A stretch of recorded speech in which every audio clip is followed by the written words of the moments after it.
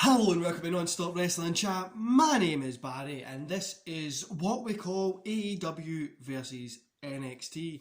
The reason we call it that is pretty much just because it's on the same night. Right guys, before we get into today's show, don't forget to hit like, subscribe and that wee beautiful notification bell, and thanks for all the support that you guys have been giving the channel recently. It's been brilliant. We've went from leaps and bounds from when I very first started to now. I know I keep rambling on about it, but honestly, it's just great to see. Right guys, so let's get into AEW first of all, like we always do. Johnny Silver versus Adam Page. Hangman obviously picked up the win here, as I would expect.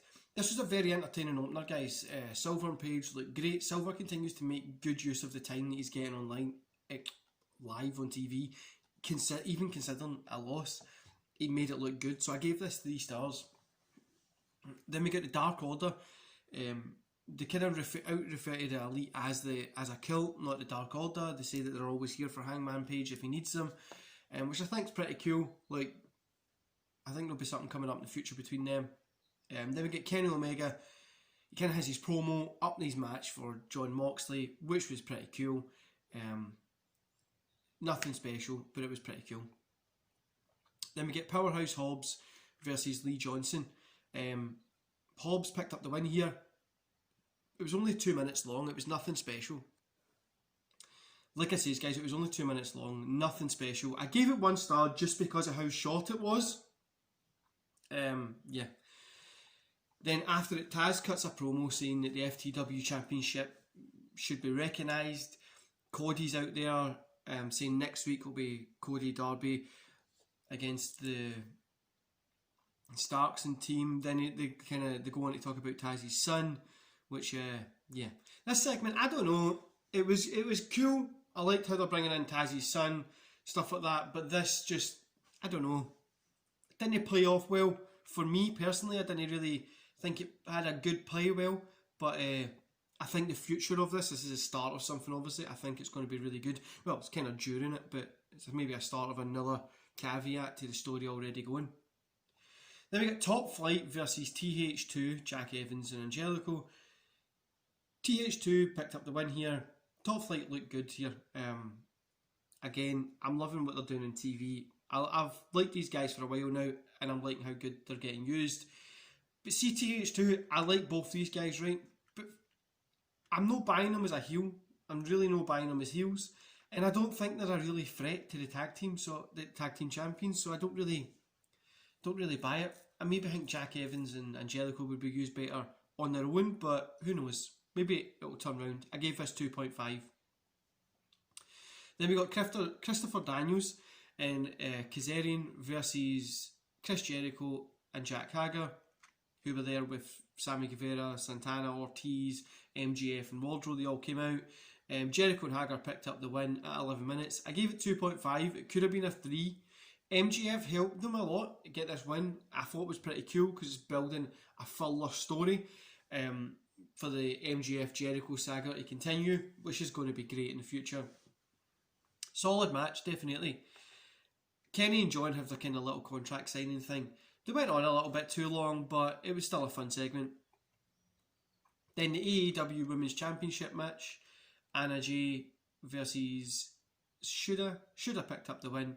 Guys, 2.5. I want to say this is one of the best women's matches that I've seen in months recently in AEW TV. Really been lacking in the women's division, but this was a great match. Then after it, Abandon appears again. Shida's already beaten her, but she's kind of making her comeback, which I quite enjoyed. Then we had Butcher and the Blade versus Pac and Phoenix. Butcher and the Blade picked up the win here. I really enjoyed this match. It had a few missteps here and there, but overall it was a good match. 2.5 stars. After it, we've got Pac, who somehow cut his leg at some point during the match, and Eddie DDTs him onto a chair. One more time, then Lance Archer emerges, which I thought was pretty cool. He's had some issues with Eddie for a while, and yeah, kind of goes on from there, and that's the end of the show. You know, I don't get why they've added Lance Archer into the Eddie and Pac thing, but I think it'll be cool. It should still be cool. Overall, I gave AEW a 2.5. It was a good show. Like I said, I'm not sure why they're adding Lance into the pack stuff. I guess we'll just have to wait and see if it's going to work. But yeah, overall it was a good show. A bit too many promos. A little bit shorter matches for these longer promo segments, which I get they need to do to advance stories. You just need to do it. But yeah, some of the promos were just lacklustre and kind of missed marks and things like that. But the in-ring work was good as always. NXT, Candice LeRae versus Amber Moon. Candice LeRae picked up the win. 3 stars, guys. This was a fucking fantastic opening match. Just swore, I'm sorry. This was a fantastic opening match. Really, the women in NXT, it just goes to show how good they are. Like, they're putting on 3-star matches, and I actually think most of the women wrestling is better than the men wrestling. The NXT men and women wrestling is better than most of the main show. But yeah, it was pretty cool. I liked it. Amber manages to kind of slip free. So after the match, post-match, she kind of slips free to avoid attack. Toni Storm comes out to help her. Then Toni attacks Amber and throws her back into the Wolves, which I quite liked. Yeah, I really liked that. The Undisputed Era cut a cool promo. I'm not going to lie that. Yeah, they cut a really cool promo. Obviously setting up for that War Games. Setting up for the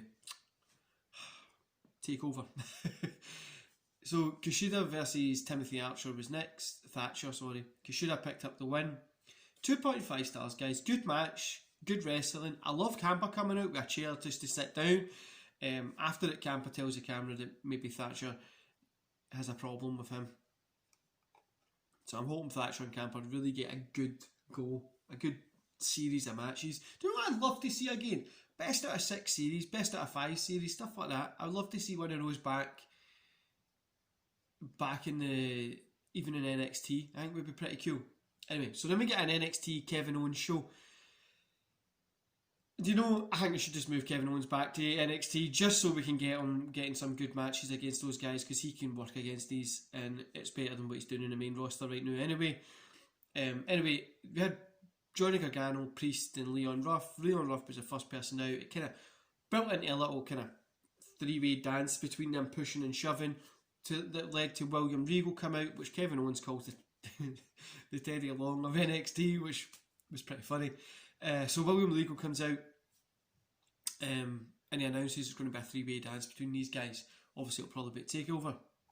Then we get Cameron Grimes versus Jake Atlas. Cameron Grimes picked up the win here. Although this was short, it was packed kind of full of action. It was like literally 250. I gave it 2 stars. These guys can go and they need that longer to go. But after I had Grimes, his celebration gets cut short by an appearance by Dexter Lumis to kind of go on a little bit. And what it is Lumis has got, kind of reveals he wants a strap match pretty much.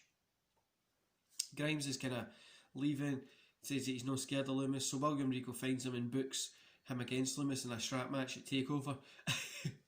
Then we get Rhea Ripley in the ring. See what I mean about a lot of promos? Both shows really were promo driven this week, which was, it was okay, it was nothing special, but it was a little bit annoying. Rhea Ripley was in the ring, she addresses her future, she promises that the hug with Io was only out of respect, nothing more. It's not a send-off or anything like that. Candice LeRae interrupts and Toni Storm. It goes on a little bit right here. Pretty much what it is it's leading up to War Games, and it looks like it's going to be Candice, Raquel, Dakota and Toni against Shotzi, Amber, Rhea and Io, which I think is going to be fucking an insane War Games. Honestly, I think it's going to be a great War Games. Then we get the War Games Advantage ladder match. Kyle O'Reilly versus Pete Dunne. Pete Dunne picked up the win. 3 stars, guys. He was looking great here. This was great. It was an awesome match. The only issue, I felt that it was a bit too quick. I felt because of all the promos, it pushed this match into a 15-minute slot. If we gave it a 20-minute, it maybe would have worked a little bit better and been that 4-star. But 3 still great. Definitely was a great match. Overall, guys, 2.5 stars. It was a promo-heavy show with good in-ring work. That's all we can really say about this one. Both shows are a draw tonight. Both of them had promo-heavy shows. progressed stories and done stuff which sometimes isn't the best. It can be a little bit boring, but they done what they had to do tonight. Had fun and great in-ring work, to be honest with you. The segments and promos sometimes just felt kind of meh. Like, just they were there, nothing special. But it was an enjoyable night of wrestling. On a side note to that, guys, I was listening to Eric Bischoff the other day. Don't know how I got the name muddled up. People with hair, I don't have hair, they all look the same. On a side note, right, so Eric Bischoff made a great point. So, like, he says that. So he went on to kind of say that no promotion, like AEW stays around the 800,000 mark, NXT is at like the 600,000, give or take, you know what I mean? Same goes with WWE. They've been on for years and they kind of stay at that smaller mark. But like, what he was saying is nobody's really pushing the envelope, nobody's obsessing over viewership to see what's kind of going on, how are we losing, why did we lose people here, why did we lose people there, why have people only tuned in to see this and then moved away. And like why people have moved away, why people have done this, done that, things like that. But really, I get what he's saying, and I really think it's true. There's nothing that's really progressing wrestling at the moment. They're not pushing the envelope. They're not doing anything out of the ordinary to get more eyes in. They're no fucking going in talk shows and attacking each other. They're no putting on going to Mall of America and doing, you know, obviously because of COVID, I doubt that you could do that. But like, I know there's less eyes on TV at the moment as well, but there's a possibility that AEW could definitely get up to the 2 million mark. But they don't, which is they're still building stars and things like that. What they're doing is great. Same as NXT, what they're doing is great. But they need those eyes. And you know, wrestling right now feels a lot like that 93, 94, early 95 era when it was just kind of, like, I'm sure you get what I mean. When it was like, you watch wrestling because you like wrestling and it wasn't anything special. I don't know if wrestling will ever hit a boom again. I honestly don't know. It's easy for a lot of armchair quarterbacks to sit and say this is what I would do, but there is a lot of things that could need to be changed. They need to be pushing those envelopes. They really need to be like pushing what's happening on TV. And I don't have the answers for everything there, but there is a lot that can be desired, a lot that can be done, a lot that can be put over. And I really think there is. I hope there's another boom period coming for wrestling. I really, really do. It's such a great thing to watch and enjoy. The storylines are great and all that kind of stuff. But given social now and nobody keeps kayfabe alive and nobody like fucking believes in this, do you know what I mean? Like everybody, social media, they add them and they're all sharing their normal stuff instead of from having it as a business social. I don't know, guys. I don't know how we're going to resolve this, but I'm sure people a lot smarter than me have the answers for it. Anyway, guys, I hope you enjoy the rest of your day. I'll actually see you here tomorrow. I've got my top 10 Bret Hart matches coming up tomorrow, which is quite fun. And then the weekend we've got Fall Brawl, Watch Along, SmackDown Review, the Raw Watch Along, and then we've got WCW Nitro for the Monday Watch Along. So yeah, packed weekend of wrestling again. And yeah, I love yous and leave yous, and I'll see you later, guys. See you later.